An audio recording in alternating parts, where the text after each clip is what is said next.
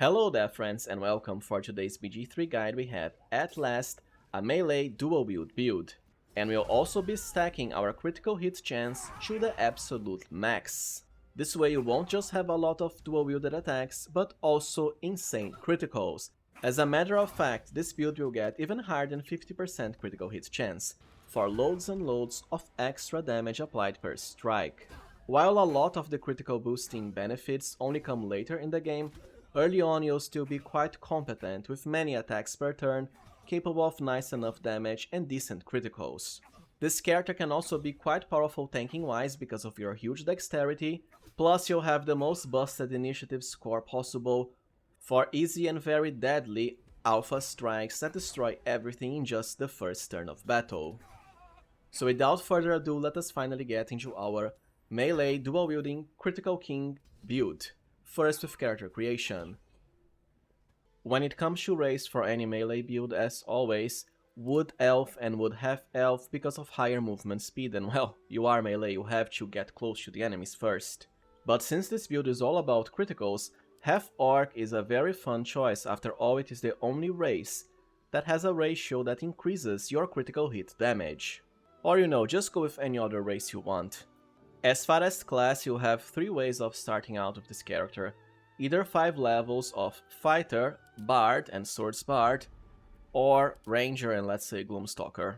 I think overall Fighter makes for the strongest start, mostly because of your action surge ability, and well, you can also become a champion fighter at level 3, which will provide you with a very rare increase to critical chance. Most of the other critical hit increases only come later in the game.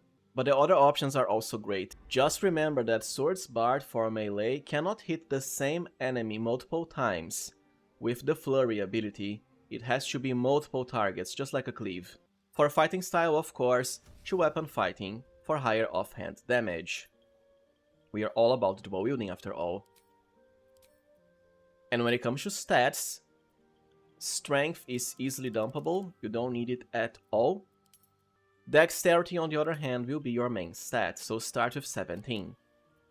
It's not only the most stacked stat in the whole game, but will work for finessable weapons, which is what you want to dual wield anyways, for both damage and to hit chance. Even ranged weapons too, so you're quite a versatile character. You can also dump both charisma and intelligence. Start with around 14 wisdom just for higher will saving throws, just in case, but you'll have very high initiative with this build anyways, so you don't necessarily need it. But it can also help with some dialogue checks, and besides that, you might as well start with 16 constitution. This way you'll have high initiative, high armor class, high damage, high attacks, and high hit points. The remaining 2 points are up to you, like charisma just for some easier dialogue checks if this is your main character. For skills, acrobatics, as we have high dexterity, and the other ones are up to you, but since you have decent wisdom, you might as well go with perception or insight, as there's a lot of dialogue checks for these skills. And just pick a background to further complement the skills you want, such as for example Urchin for stealth, and even sleight of hand, as this character, despite not being a rogue, by virtue of having very high dexterity, can easily handle traps and locks. At the second level you have action surge, so you already get 3 potential attacks per turn, even more once you get more attacks per round, especially at level 5. At level 3 we get to pick our subclass, and of course we want to go with champion this time for the highest critical range possible. If you went with Bard, then Swords Bard, and as far as Ranger, I like Gloomstalker because you also have a free attack. It's only for the first turn of battle, but the first turn is what really matters. It's just that it won't result in multiple attacks once you hit level 5, unlike Fighter's action surge, but well, that costs a resource. That is, it's per short rest. The Gloomstalker benefit is always applied. For level 4 we have our first feat. Unfortunately, Great Weapon Master or Sharpshooter will not work when dual wielding. As far as the most important benefit, the huge static damage boost to all attacks. So you have to make up with other bonuses to damage, such as from gear and buffs. Thankfully, because criticals do higher damage, it's also a way of bypassing this limitation. Anyway, since the most important feats are out for this build, I'd rather just go with alerting stat. It's a classic, and what can I say? You have amazing dexterity. With Alert, you'll be 100% act first. If you went with Gloomstalker Ranger, because you already have a +3 bonus to initiative, you can delay this for later or not pick it at all. But for Swords, Bard, and Fighter, it's definitely a must-have. Or just go with 19 dexterity now with an ability improvement. It would already be 20 at this point, by just defeating a certain Act 1 boss. Anyways, Alert is the way to go for me. You do have some other dual-wielding feats, such as Defensive Duelist, which lets you use a reaction to add your proficiency bonus to AC. But, well, we already have high AC by virtue of high dexterity, access to all armor types, and who cares about AC when you have absurd initiative anyways? You will just alpha strike everything into submission. And as far as the actual dual wielder feat, which lets you dual wield heavier weapons, I don't think it's necessary at all because the best weapons in the game for higher critical range are finessable light weapons anyways. So Alert is the way to go for me. At level 5 we have our extra attacks, so we already have double attacks per individual action, including with Action Surge. Level 6 onwards is when I recommend you multiclass, regardless of Bard, Ranger, or Fighter, as we already have the most important benefit, the second attack and the subclass. And while you have two options now, 3 levels of Rogue Thief, you have Sneak Attack, but most importantly the permanent extra bonus action, which works for dual-wielded offhand attacks, or go with Ranger and Gloomstalker. You'll also have a free attack, but only for the first turn of battle.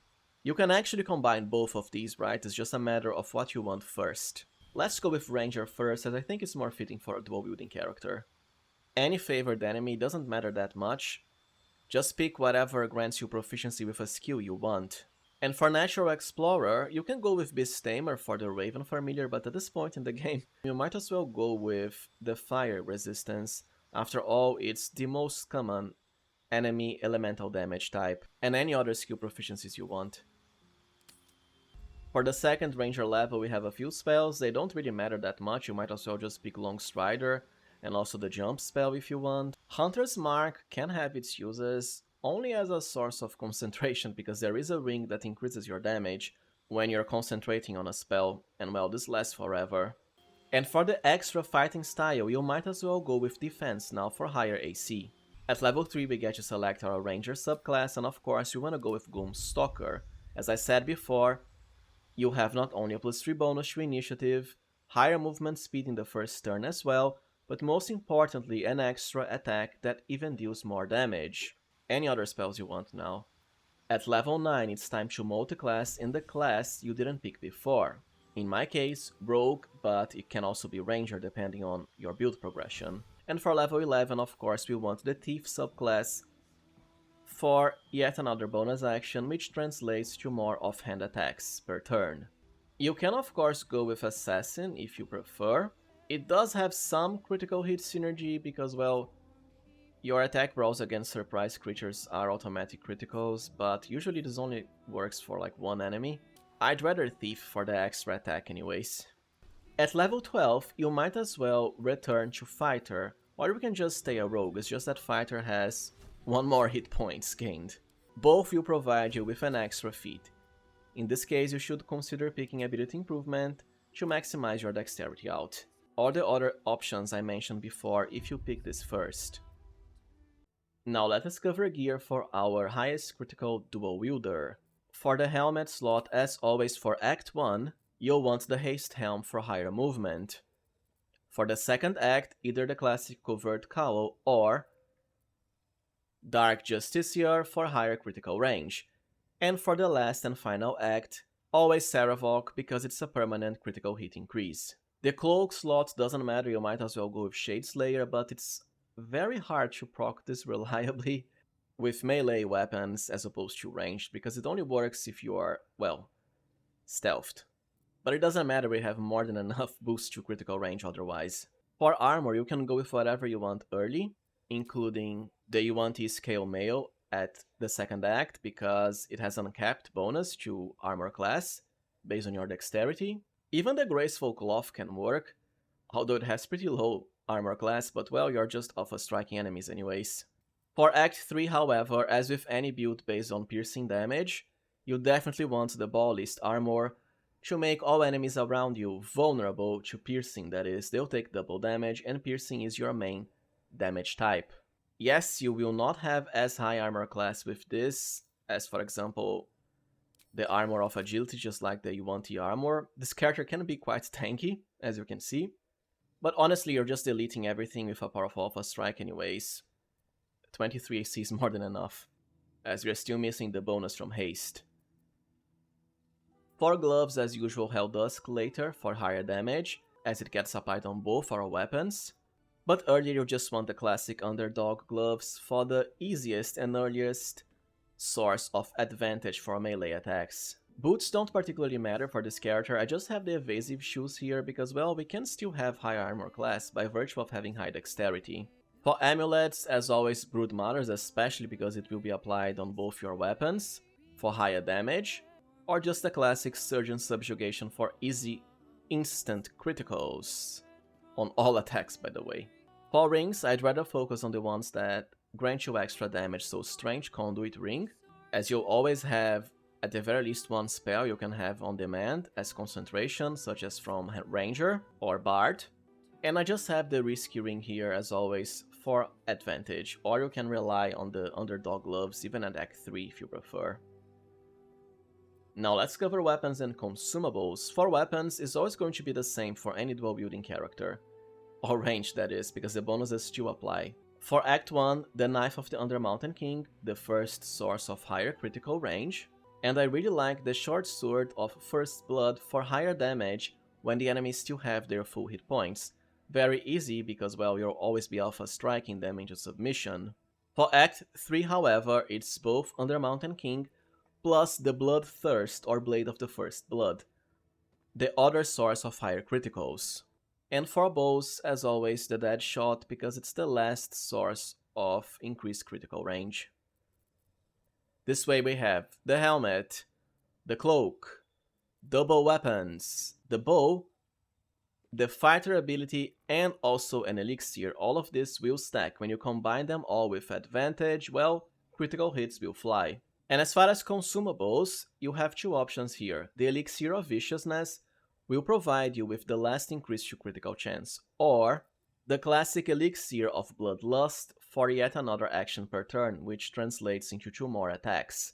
This is what I prefer using earlier in the game because, well, you won't have that many attacks early on. You'll get more and more as you level up and so on. But later we can just rely on the Viciousness Elixir for higher criticals. Well, alright friends, so this was it for my first ever melee dual wield highest critical build. If you found this guide useful, please remember to like, subscribe, and also consider becoming a channel member if you can. I truly appreciate your support. Thank you for watching, see you next time friends.